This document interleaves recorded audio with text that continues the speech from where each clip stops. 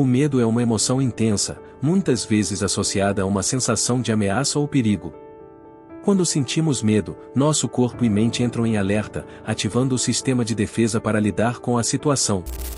Mas, apesar de ser um sentimento relacionado ao risco de vida, algo que deveria ser evitado pelas pessoas, muitas vezes é até desejado por muitas pessoas. Mas por quê? Por que nos lançamos direto a esse sentimento? Hoje, no Horizonte Sombrio, vamos explicar a psicologia por trás do terror e entender o porquê sentir o medo pode ser tão viciante. Meine Arbeit!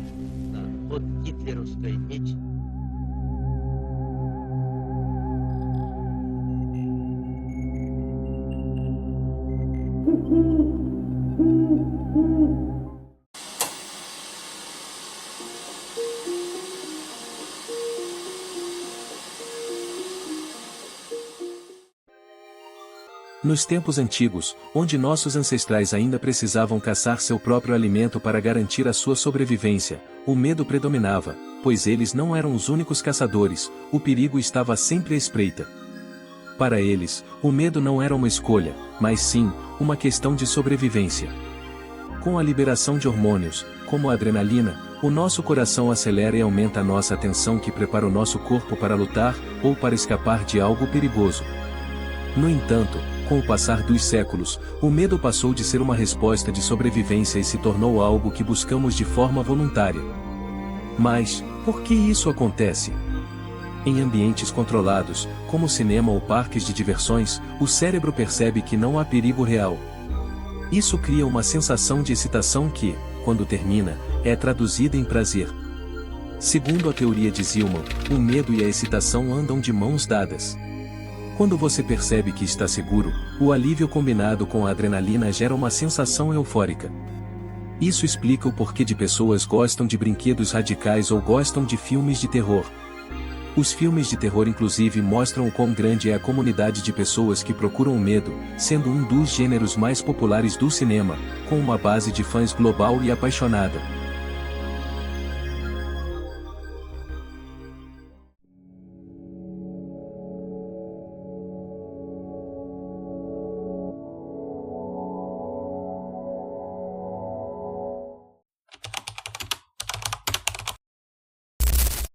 Percebendo o quão lucrativo pode ser esse nicho, o medo acabou se tornando um grande negócio. A indústria do terror movimenta bilhões de dólares todos os anos. Com filmes como It a Coisa, de 2017, que arrecadou mais de 700 milhões de dólares mundialmente. O Sexto Sentido, de 1999, que teve uma receita superior a 670 milhões de dólares. A Invocação do Mal, de 2013, que arrecadou mais de 300 milhões de dólares. E Annabelle, de 2014, que arrecadou mais 250 milhões. O gênero de terror nos videogames também é muito popular, com muitos títulos que se tornaram marcos, tanto pela experiência assustadora quanto pela maneira como eles inovaram na mecânica e narrativa. Alguns exemplos mais famosos de jogos de terror são Resident Evil, de 1996, um dos jogos mais icônicos do gênero. Resident Evil foi o grande responsável por popularizar o terror no mundo dos games. Silent Hill 2, de 2001, é frequentemente considerado um dos melhores jogos de terror de todos os tempos, conhecido por sua atmosfera perturbadora, narrativa complexa e criaturas bizarras. Amnesia: The Dark Descent, de 2010, este jogo de terror psicológico em primeira pessoa, se destacou pela sua atmosfera tensa e pela mecânica de jogabilidade, que envolvia a exploração e resolução de quebra-cabeças, com o protagonista sendo vulnerável e sem meios para se defender dos monstros. Outlast, de 2013, é um jogo de terror em primeira pessoa, onde o jogador assume o papel de um jornalista investigativo em um manicômio abandonado. The Last of Us, de 2013, embora não seja puramente um jogo de terror, The Last of Us possui uma atmosfera de horror e tensão constante, além de apresentar criaturas horríveis, e uma narrativa emocionalmente envolvente.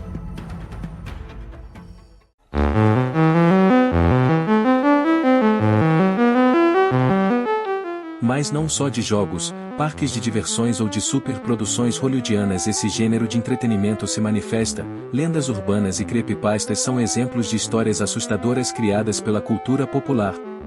Ambas são usadas para entreter, assustar e até criar dúvidas sobre o que é real e o que é fictício.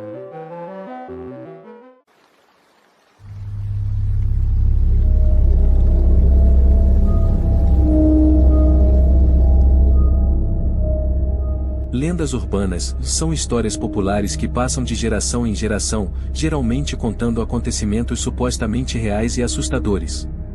Elas costumam envolver elementos como espíritos, assassinos misteriosos e eventos inexplicáveis. Algumas dessas lendas têm raízes em fatos históricos, mas são distorcidas ao longo do tempo.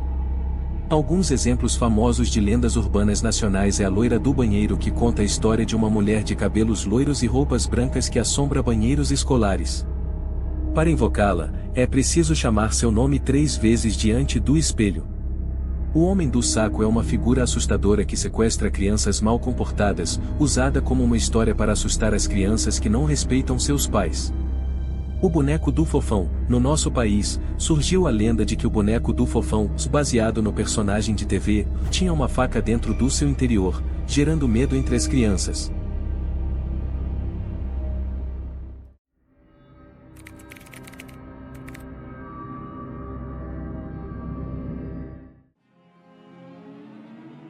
Creepypastas são histórias de terror modernas que surgiram e se espalharam na internet, geralmente escritas de forma fictícia, mas muitas vezes simulando ser reais.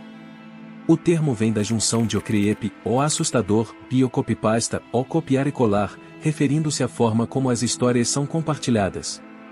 Alguns exemplos de creepypastas que aterrorizaram a internet por muitos anos são o Slender Man, Jeff the Killer e o Ben Drowned.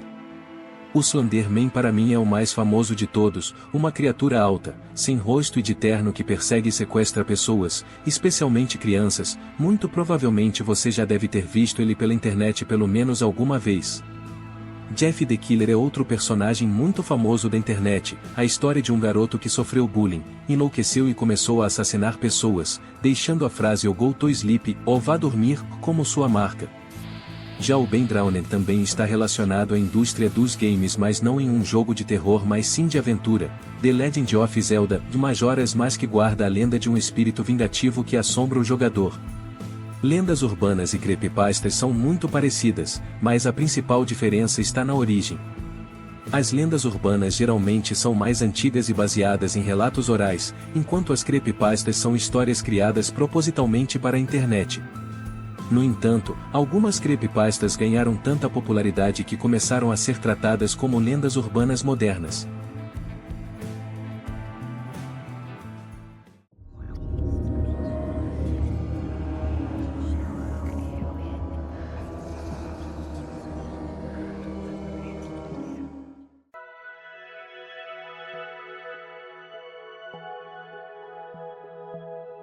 Mas, o que podemos concluir com tudo isso?